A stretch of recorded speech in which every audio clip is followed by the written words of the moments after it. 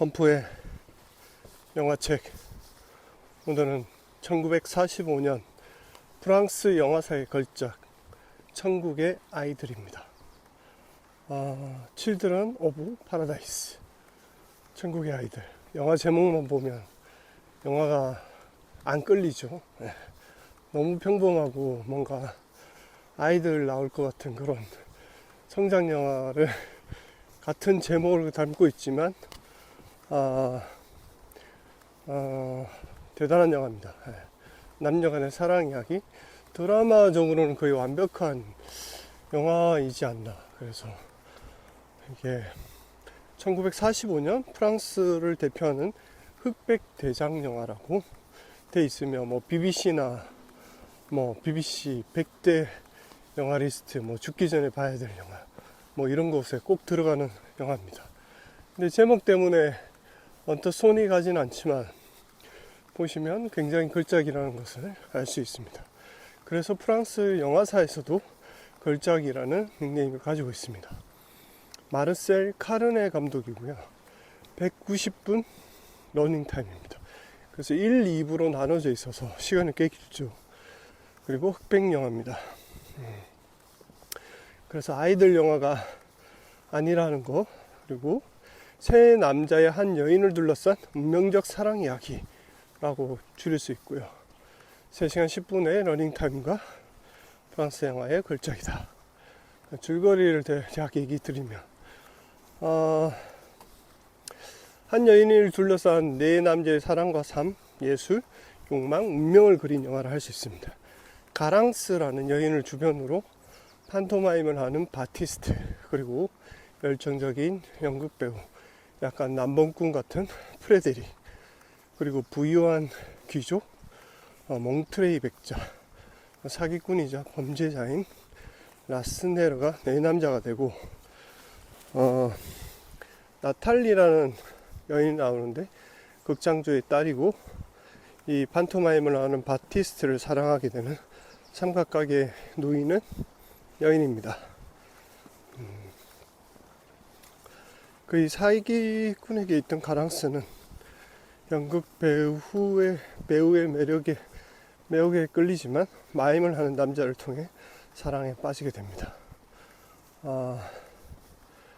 그리고 그녀의 아름다움을 본 백작의 도움으로 위기를 모면하기도 하고 백작과 결혼을 하게 되지만 마임을 하는 그 바티스트를 잊지 못하는 가랑스입니다. 그러면서 전형적인 사랑 이야기라고 할 수 있지만, 연극적인 여기 주 무대가 이제 연극을 하는 바티스트와 프레데릭, 연극 배우로 성공하는 이 두 사람의 이야기에 가랑스란 여인이 같이 엮이면서 얽히고 얽힌 그런 이야기가 진행이 되죠.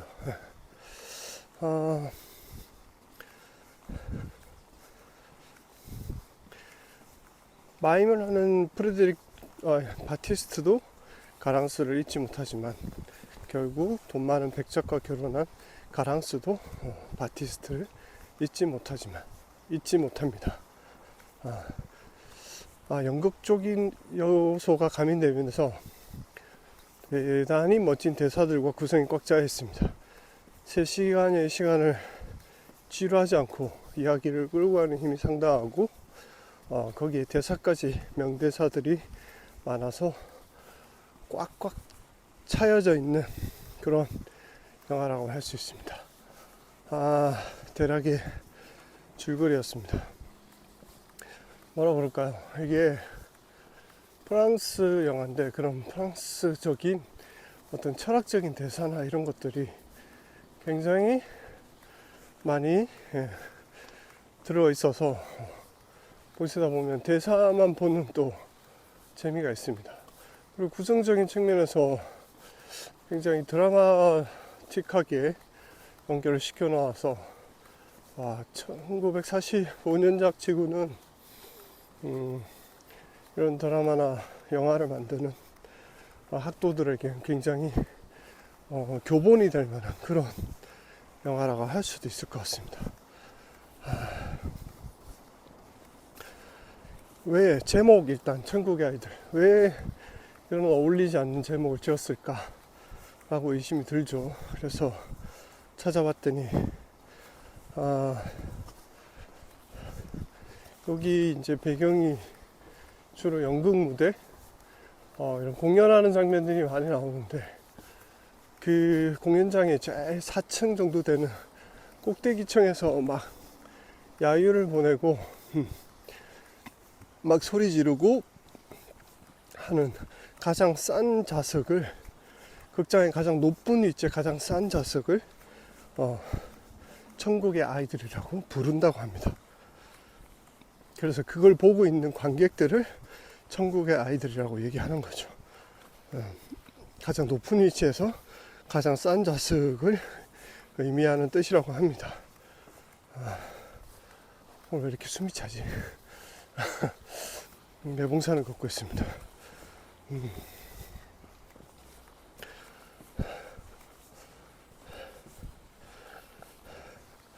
그래서 나중에 그 남봉군 풀어드리기 성공을 해서 극장에서 이제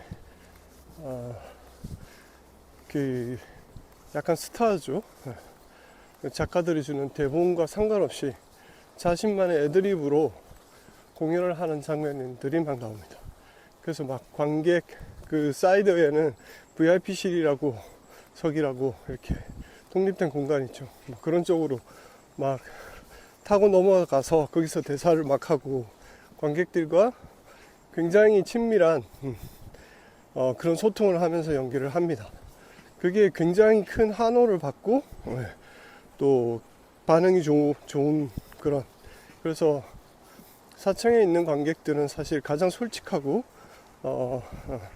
그 환호도 많이 해주고 공감대를 가장 많이 형성하는 그런 관객들이라 할 수 있겠죠. 그런 관점으로 바라보는 관객들을 사실 천국의 아이들이라는 제목으로 이렇게 표시를 한 것 같습니다. 이 영화에서 명장면들이 굉장히 많습니다.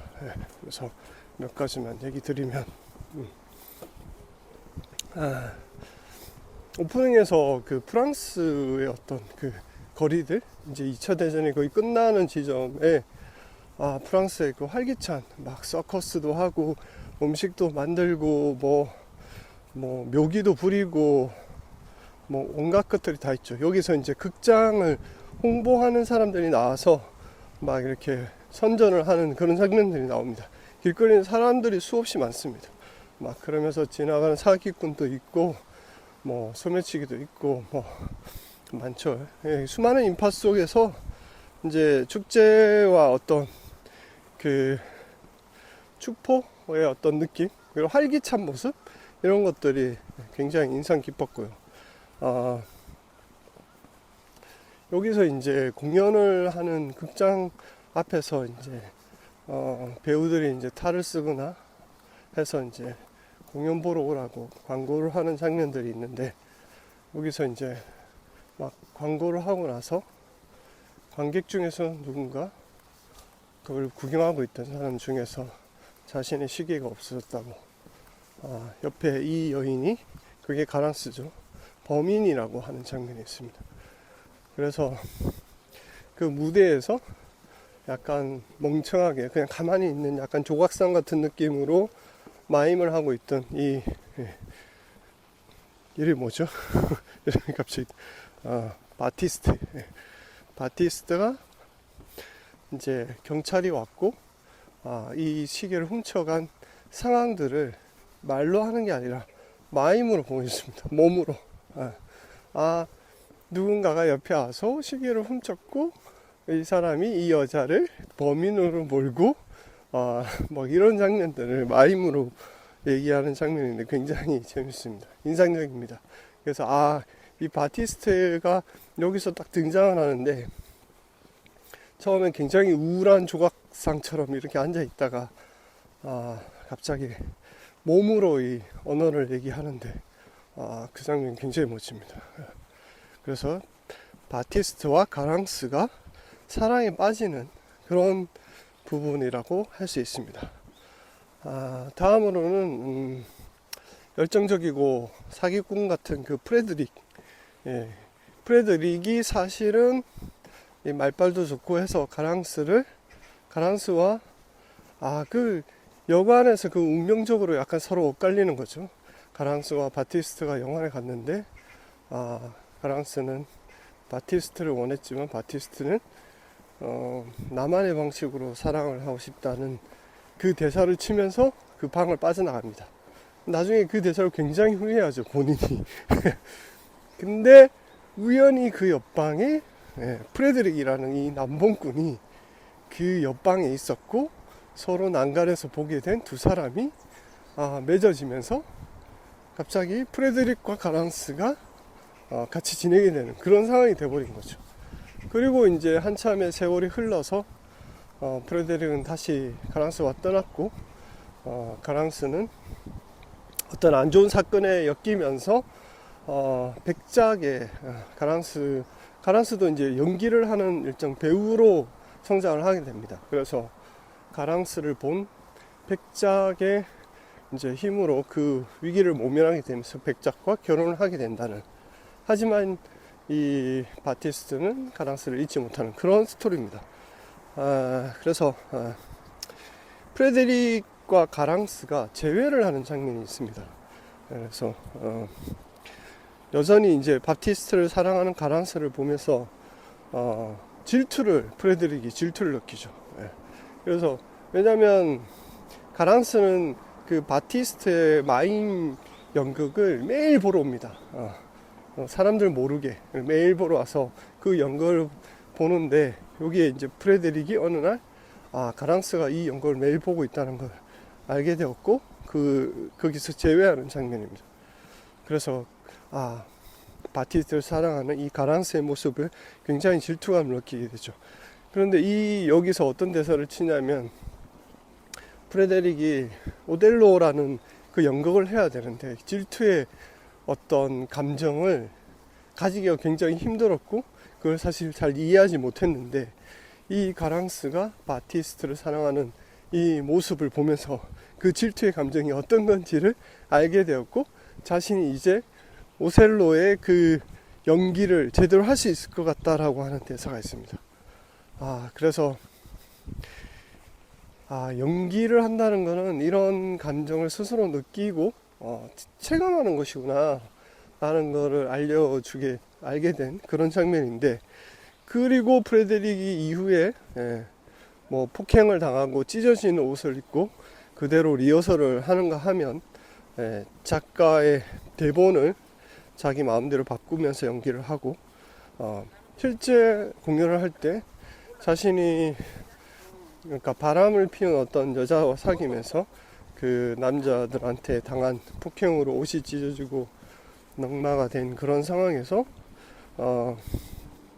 그 의상을 그대로 살리고 그리고 관객들과 막 애드립으로 서로 호흡하는 그런 장면들이 이제 굉장히 멋집니다. 그래서 이 프레드릭도 그냥 남봉꾼 아니고 이런 어떤 감정과 솔직함과 그리고 자신만의 어떤 그런 센스로 연기를 하는 그런 배우라는 것을 보여주는 장면입니다.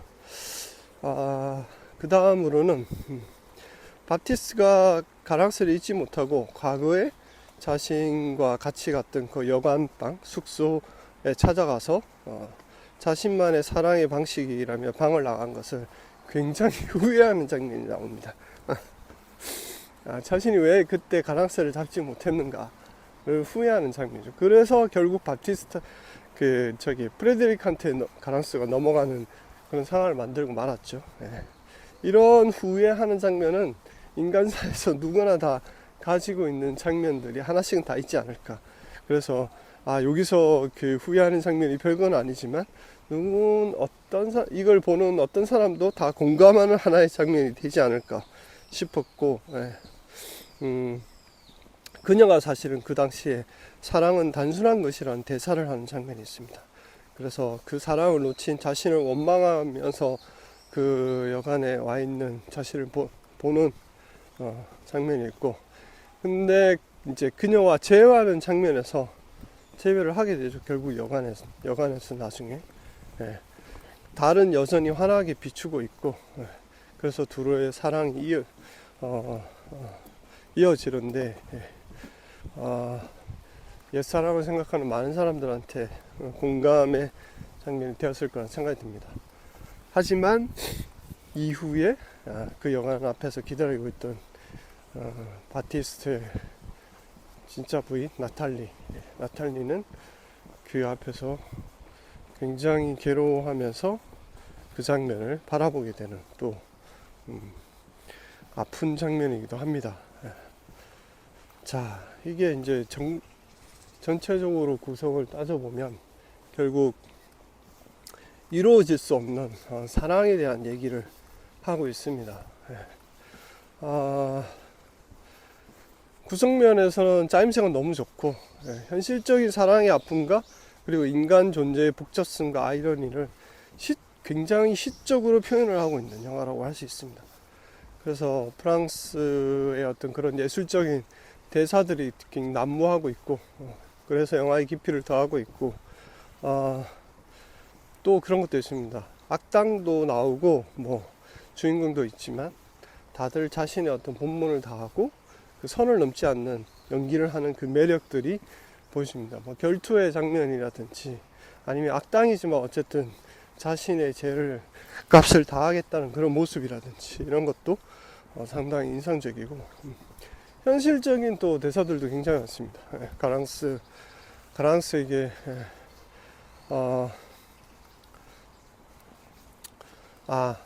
그 나탈리 아이가 가랑스에게 이런 얘기를 합니다. 우린 가족으로서 행복하게 살고 있고, 그러니 이제 떠나달라는 일종의 그런 얘기를 아이가 하는 그런 굉장히 쓰린 장면들이 있고,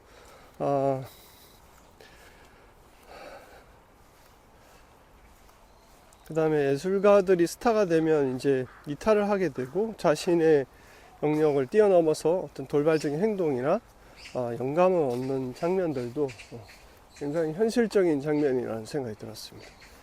자, 이쯤에서 이제 명대사를 한번 볼까요? 네, 명대사들입니다. 우리처럼 큰 사랑을 하는 사람들에게 파리는 너무 작아요. 이건 누가 했던 대사지? 모르겠네요. 프레드릭인지. 예. 그리고 당신은 옳았어요. 가랑스. 사랑은 단순해요. 바티스트가 나중에 후회하면서 뱉는 대사죠. 사랑은 단순하다고 했는데 자신을 그 자리를 지키지 못했던 바티스트의 후회하는 장면입니다. 나는 침묵에 죽어가요. 어떤 이들이 굶주림과 갈증에 죽듯이. 프레데릭의 대사입니다. 프레데릭은 그때 초기 길거리에서 배우가 되기 전에 어떤 프레데릭의 모습도 있죠. 막 사람들에게 계속 말을 겁니다. 작업을 거는 거죠. 여기에 가랑스도 있었지만 가랑스한테 똑같은 대사를 또 다른 여자한테도 막 합니다. 일종의 수법이죠. 작업하는 프레데릭에게 침묵은 금이 아니라 죽음입니다. 당신은 부자일 뿐 아니라 가난한 사람처럼 사랑받고 싶어 하네요. 가랑스입니다. 가랑스와 결혼을 했던 백작에게 하는 말인데, 결국 백작은 뭐 프레데릭과 결투도 하고 뭐 이런 상황들이 벌어지지만 백작은 결국 가랑스의 마음을 얻지 못하죠. 당신은 아이처럼 말해요. 사람들은 책이나 꿈에서나 그렇게 사랑하지 현실에서는 아니에요. 가랑스. 이것도 누구한테 하는 대사인지는 잘 모르겠는데 이런 대사가 있습니다. 그리고 여자는 누구의 것도 아니라면 질투는 모두의 것이다. 대사입니다. 이게 이제 프레데릭이 오델로라는 연극을 하면서 그리고 자신이 그 감정을 이해하지 못했고 그 감정을 가랑스가 바티스트를 사랑하는 그런 감정에서 그 질투라는 것을 이해하게 되는 그런 대사라고 할 수 있습니다. 이제 총평을 할까요? 영화 굉장히 짜임새가 좋습니다. 이게 45년도 영화치고는 대사나 이런 게 너무 구성이나 이런 게 너무 좋아서 지금 보면 그렇게 대단할 수 없는데 그렇게 복잡한 구성도 아니고 명확하게 어떤 부분에서 이거를 질투의 감정, 갈등의 감정을 넣어야 되는지 이런 것들을 잘 알고 있는 어떤 구성적인 측면이 있고 대사나 이런 것들이 너무 예술적인 대사들이 많습니다. 그래서 이거는 그런 액션이나 이런 게 아니지만 그런 대사나 구성으로 끌고 가는 힘이 상당히 있다. 그래서 대단한 사건들이 막 있는 건 아니지만 짜임새가 좋고 전체적인 구성이 좋아서 3시간이지만 충분히 볼만한 가치가 있다. 그래서 이게 영화 제목에 비해서 영화가 너무 좋은 영화다. 영화 제목 때문에 사람들이 굉장히 안 볼 것 같은 그런 영화지만 절대 그런 영화가 아니다. 제가 보기에는 그동안의 사랑에 관련된 드라마와 영화의 어떤 기본적인 어떤 그 플롯이 여기 이 안에 거의 다 들어있다 라고도 할 수 있을 것 같습니다. 그래서 한번 꼭 보시기를 추천드립니다. BBC가 선정한 100대 영화 죽기 전에 봐야 이러는 그런 리스트에 꼭 들어가 있는 영화일 겁니다. 저도 존재감을 잘 몰랐지만 이번에 보게 되면서 역시 이런 영화들이 100대 영화에 들어가는구나 다시 한번 깨달았습니다. 네. 오늘은 이쯤에서 마무리를 하겠습니다. 네. 오늘은 멋진 영화죠. 네. 1945년 프랑스를 대표하는 흑백 대장 영화, 프랑스 영화사의 걸작이라고 평을 받는 천국의 아이들이었습니다. 네. 마르셀 가르네 감독의 3시간 10분짜리 영화 천국의 아이들이었습니다. 안녕.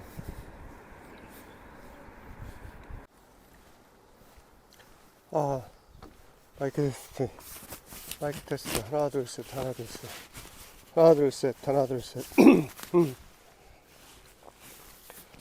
마이크 테스트 하나 둘 셋 여기다 올려야겠다. 마이크 테스트 하나 둘 셋 하나 둘 셋 하나 둘 셋 마이크 테스트 하나 둘 셋.